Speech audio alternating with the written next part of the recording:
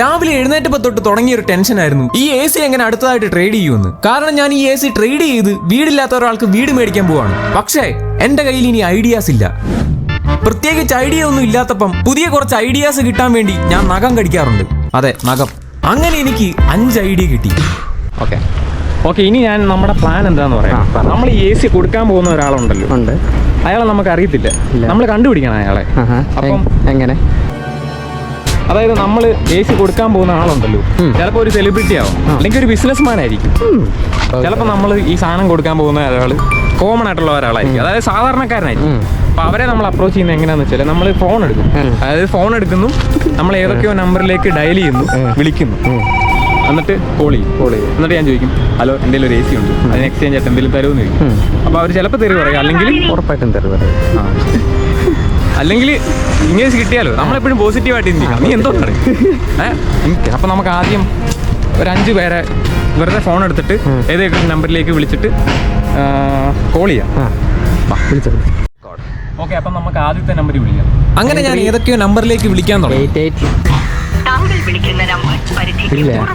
നമ്പറേ ഇല്ലേ?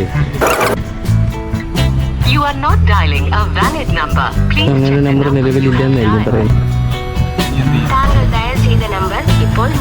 5624437. Hello hello hello hello ആ പറഞ്ഞു, ആരായിരുന്നു?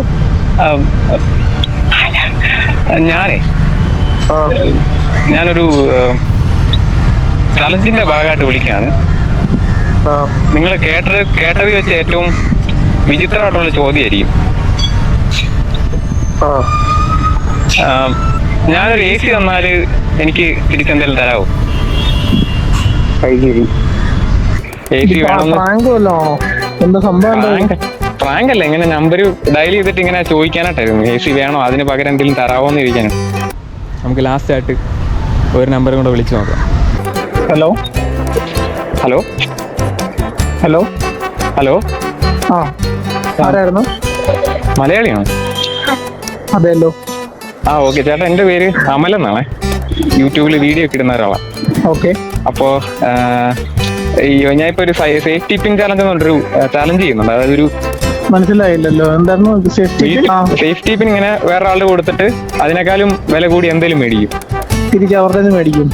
അങ്ങനെ ട്രേഡ് ചെയ്ത് അപ്പൊ ഞാൻ ഇന്ന് ജസ്റ്റ് എനിക്കറിയാവുന്ന ചുമ്മാ ഓരോ നമ്പറുകളിൽ വിളിച്ചിട്ട് ഇങ്ങനെ ലാസ്റ്റ് എനിക്കൊരു AC കിട്ടി, അതിന് പകരം എന്തെങ്കിലും തരുമോന്ന് ചോദിക്കാനായിട്ട് ഇങ്ങനെ വിളിക്കും. നമ്മുടെ ഇപ്പം ACക്ക് അത്ര എമൗണ്ട് ഉള്ള കാര്യങ്ങളൊന്നും നമ്മുടെ ഇല്ലല്ലോ. ഓക്കെ, ഞാൻ ചുമ്മാ ഇങ്ങനെ വിളിച്ചപ്പോൾ ചേട്ടൻ നമ്പർ കിട്ടിയെന്നു. Okay, thank you. ശരി. ഫോൺ എടുത്തവരാണെങ്കിലും ഒരു പോസിറ്റീവ് റെസ്പോൺസ് തന്നില്ല. അതുകൊണ്ട് ഞാൻ അടുത്ത പ്ലാനിലേക്ക് പോകാമെന്ന് വിചാരിച്ചു.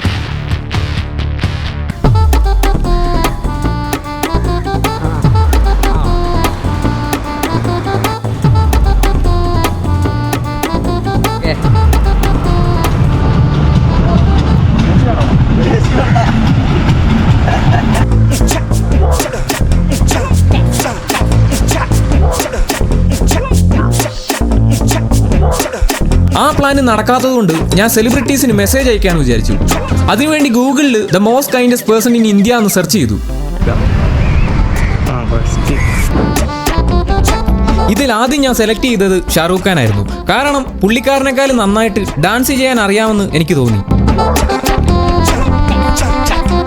ഇതൊന്നും നടക്കാൻ പോകുന്നില്ലെന്ന് അറിഞ്ഞിട്ടും ഞാൻ ബാക്കി എല്ലാവർക്കും മെസ്സേജ് അയച്ചു. ഇനി എങ്ങാനും ബിരിയാണി കിട്ടിയാലോ. ഇന്നത്തെ ദിവസം ഒന്നും വർക്കൗട്ട് ആയില്ലെങ്കിലും നാളത്തെ ദിവസത്തിൽ എനിക്ക് പ്രതീക്ഷയുണ്ട്. പക്ഷെ നാളെയും എങ്ങനെയെന്നൊരു ചോദ്യമുണ്ട്. ഇനി ഒന്നും നടന്നില്ലെങ്കിലും നമ്മളെ ഹെൽപ്പ് ചെയ്യാൻ ഒരാളും കൂടി വരും. ബോസ് വിത്ത് ഐഡിയാസ്. ബാക്കി വിശേഷമൊക്കെ അടുത്ത വീഡിയോയിൽ കാണാം.